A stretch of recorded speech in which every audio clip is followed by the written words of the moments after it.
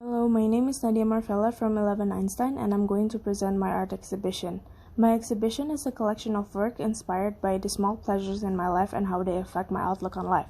It primarily describes my predetermined viewpoint on the world and how those objects have consistently made everything in my life worthwhile. The exhibition consists of 4 artworks with 1 interactive piece that is displayed through a projector and 3 visual pieces with varying mediums. The artworks are in the form of painting, collage, and linotype. My first artwork is called In Time. This piece is a collage made out of a collection of my small pleasures in life. As you can see, it's a compilation of images from some of my favorite times, whether they were spent with my friends, family, or by myself. If you look closely, you'll see small events of my life.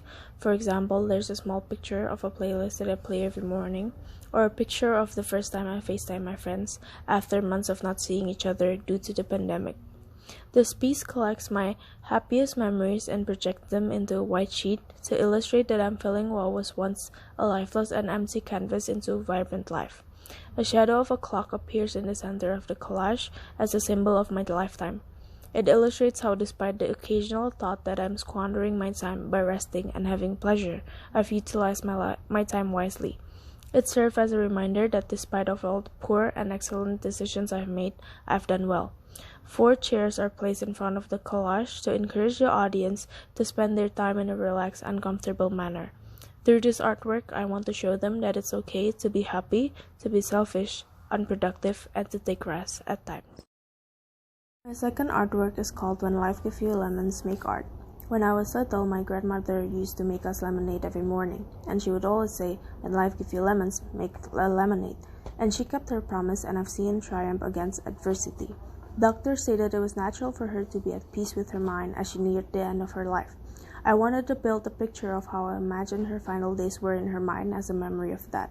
I wanted to create a beautiful and serene image in which she was able to rise above any diseases or hardships she was facing. In this painting, I used a mix of acrylic and oil paint to create a soothing yet serene aura, yet still very vibrant and lively. In her old house stood a beautiful small pond, no bigger than a yard, but she always insisted on building a bridge there. However, she never got to finish it, so in this piece I completed for her. I choose to make this a surrealistic painting as a metaphor of her philosophy in life. This perspective was chosen because I wanted to portray an observation, an angle that shows as if the viewer is observing her ways of life, her ways of staying afloat above the lemons or the problems, as she gracefully swept through the pond without a worry. The next piece I'm focusing on is a lino print that I formed in my sister's book. It's a picture of my friend's bag that I took in an old Singapore library a couple of years ago.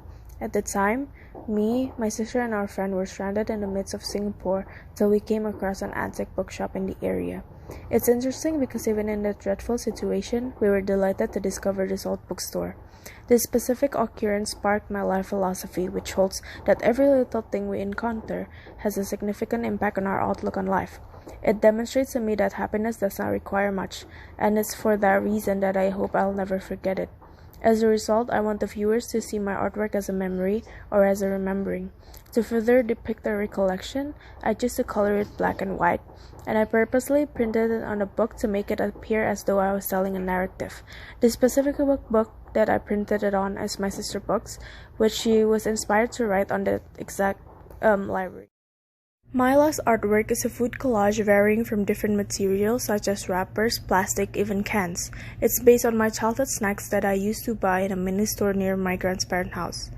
In Indonesian, we commonly call it aswado, hence why I decided for it to be the title of this artwork.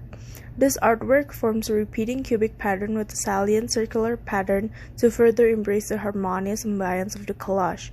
The purpose of this work is to present a sense of innocent-like childhood that I once had and express joy in a creative form of collage.